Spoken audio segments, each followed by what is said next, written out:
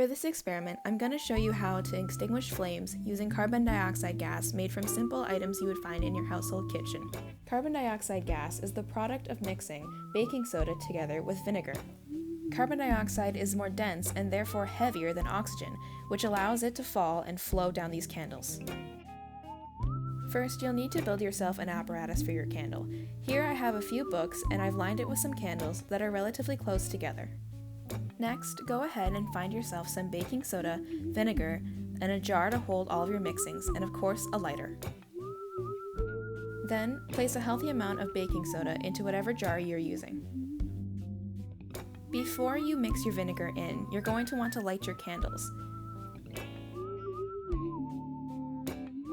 Then, add a healthy dose of vinegar, quickly give it a little swirl, and hold it near the flame source. Be sure not to spill any liquid onto the flame. What's up, ghouls and goblins? Today we're going to melt some styrofoam using acetone, aka nail polish remover, which I have right here. The styrofoam has oxygen in it, which is released when acetone's poured onto it, causing the styrofoam to melt. Now that you know the science behind it, let's get melting!